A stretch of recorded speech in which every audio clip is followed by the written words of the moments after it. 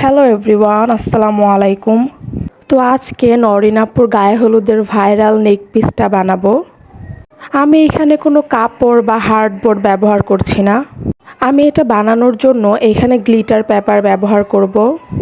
তাই আমি রেড কালারের গ্লিটার পেপার নিয়েছি। এছাড়াও এটা বানানোর জন্য আঠা লাগবে, গোল্ডেন কালার লাগবে। এখানে আমি পদ্ম ফুলের মতো বানাবো, তাই পাপড়ির মতো করে কলম দিয়ে এঁকে নিচ্ছি প্রথমে।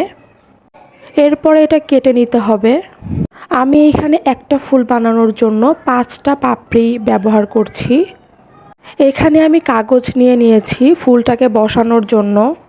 প্রথমে 2টা পাপড়ি নিয়ে ভি শেপের মতো করে আঠা দিয়ে লাগিয়ে নিব। এর উপরে আরও 2টা পাপড়ি আঠা দিয়ে লাগিয়ে নিব। এখন মাঝের দিকে আর একটা পাপড়ি আমি লাগিয়ে নিব। এই তো আমার পদ্ম ফুলটা রেডি।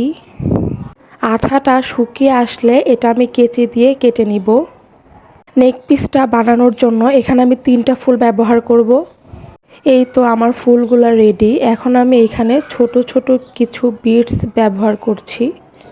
এখন ফুলের চারদিকে এই গোল্ডেন কালারটা দিয়ে এঁকে নিব। এখানে গোল্ডেন কালারটা দিয়ে ফুলের মধ্যে শেপ দেওয়ার চেষ্টা করছি। এই তো আমার গোল্ডেন কালার দিয়ে ফুলটা আঁকা শেষ। তো আমার কাছে এখানে পুরনো জুয়েলারির কিছু চেন ছিল। এখন এই চেনগুলোকেই ফুলের 2 পাশে লাগিয়ে নিব। এই তো আমার নেক পিসটা রেডি।